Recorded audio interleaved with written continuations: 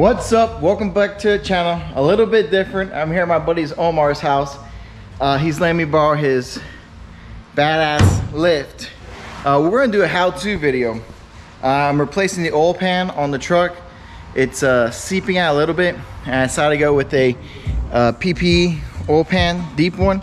It adds extra quart. We're gonna do the oil change, PPE oil filter, and then friction F3 additive to the oil, keeping this bad boy Duramax. I'm gonna try to do some more of these videos. This is, you know, not my scene really, guys, so bear with me. We're gonna do it how I see all these how-to videos and like use torque wrench, use this, do that. We know for a damn fact how we do it for real. So I do have torque wrenches. Just in case I do, that's in case I need a torque wrench. Omar does have torque wrenches, but good and tight is usually my torque. So yeah, German torque it. So I got a couple other goodies on the truck coming later, and now I'll do an overview of the truck as well. It is a 2012 LML. This will work, I don't know what year to what year. I didn't really do research. So let's get to it. Let's get this bad boy on the lift, and let's see if we can figure this out.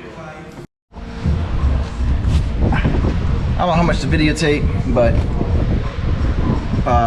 to get started, we're going to take these 4 bolts off for the skid plate right here, and then we're going to take this cross member bolt off, and then we're going to make sure to drain our oil first. Alright, seems pretty easy to start. We jack the truck up pretty high, a lot higher than if you use ramps. This lift will handle it no problem.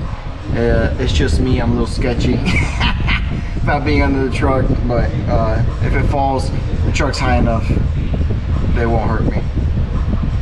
I hope. Let's get to it, man. So here we go. We removed the 4 15mm bolts holding that skid plate. You know, the hardest part of the job is getting all the tools first. So you'll know what size is everything. So those nuts are probably really 18mm, but I use the 19mm. I tried to bust it off with the impact, but it wouldn't work.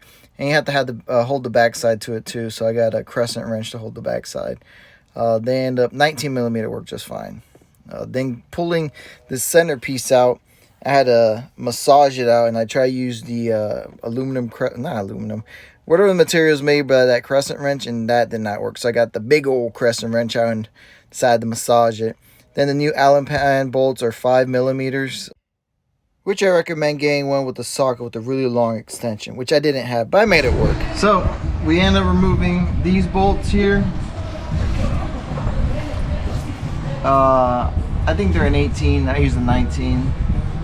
Still worked. Sent it. And then we had to massage this out. Now we're gonna drain the oil. Unplug this connector. Yeah. Unplug the connector from the oil pan, and then I don't know. These lines are pretty dang close, man. I don't know if I'm real. These tranny lines. I wonder if there's a bracket or something to loosen this bad boy up. There it goes. I mean, I can get to all those bolts and stuff, but it's gonna be tight.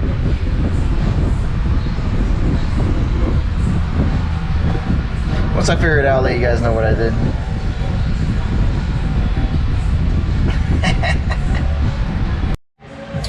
What's up? Little update. Got the seal. I decided to get the seal. People put silicone. You gotta transfer over this little thing. It's just 2 10mm bolts. It's 10mm bolts holding this all on. Transfer this over.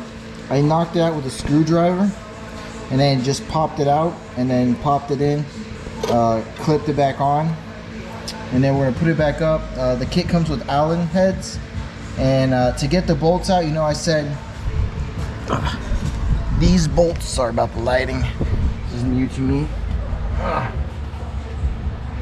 Alright, so the ones next to the transmission lines, right, all I did was I finessed them out of the way.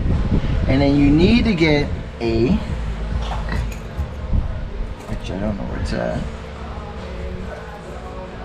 it's around here, short 10 with the swivel on it, because this bracket will stop you from getting one of these back bolts out. Other than that, the rest of them just pop right out. Let's see how it goes in. Hopefully it goes in smooth. I am going to torque these down. I know I always say good and tight. Omar talked me into making the torque down. I mean, he's right. If you over torque it, you smush the gasket. It needs to be torqued correctly, and make sure you don't go like one after another. Go across, you know, jump around. All right. So we cleaned up the surface area. I used just a razor blade, get all this old material off. Put some oil, some of the old oil, scrub the rest of it off. It's clean. It's ready to prep, ready to go. At the stock oil pan had maybe a half a quart still in it. So this oil pan is gonna make sure that there is zero oil left, or very minimal residue oil. It's gonna keep it cooler. It's gonna add another quart to it. It looks great even though you'll never see it. So let's get this thing underway. Let's get this going. Let's put the new one on. You hear the compressor going off in the background? That means we ran into a slight little issue. So after a couple of Coors Light later and fighting to get this new oil pan in, it's about 99% of the way in. Well, actually the oil pan's in. I wasn't able to get a torque wrench on it because I don't have, so to be able to do it right, you need a long one of these, but in socket form. And we don't have one long, so we use this, and I used the good old opening wrench and gave it a little bit of tug, a little torquey, so that's good. I ran into, yeah, this will get it. This is good. So I ran into this issue, and this is what I'm gonna do. This bolt you gotta back out to get the oil pan off, the original. But now the bolt's too long with the new oil pan, so I'm gonna cut a little bit off the bolt, like right here, just cut it off, and just keep working it away until I get this other bolt tight. That's what I'm gonna do until I replace this bolt, get a shorter one. But for the time being, that's what I'm gonna do. Easy installation, easy-ish installation. Probably easier if you had all the tools, but since we have 99% of the tools. Another thing, my truck, it has a stud, and on the other side has a stud, but the stud doesn't poke all the way through, so I'm hoping it doesn't leak through here. That's why we have 2 nuts left over. So I'll be the guinea pig. I'll let you know if it leaks or not. I'm gonna cut this bad boy off, finish buttoning it up, oil it up, crank it up, and see if it leaks. And if it doesn't, we're good to go. If it does leak, we're not good to go. I do have to give a shout out to everybody that does how-to videos. You guys make it look easy. This is really hard to do, to work and then explain everything through and shoot while you work. So my prop goes off to you guys. Keep up the good work. I'll be doing some more of these videos. Hopefully I get better as it goes on, because I do a lot of work on my own truck. So we'll see how it goes. But hopefully it goes well. So guys, we filled her up with some fresh oil. I used T4, and then I mixed it with Hot Shot Friction F3. Quiets down the diesel, runs great. Oil comes out looking like new. I change mine every 8,000 miles. I'm on the road all the time. So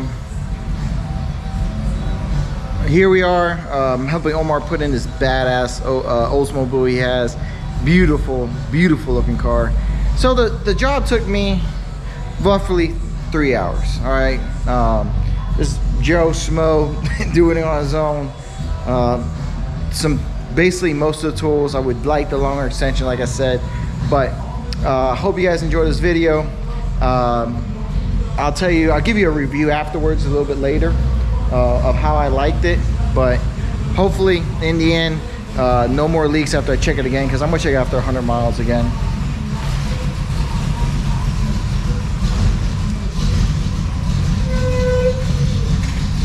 Dude, sick Oldsmobile, sick.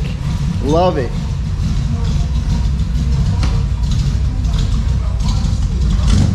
It's awesome, man. So yeah, I hope you guys enjoyed this video. How the 2 video, it's a little different than what I usually do. Like, subscribe, and share. I forgot about that at the beginning, but if you made it this far, I'll see you guys in the next one. Catch you guys on track.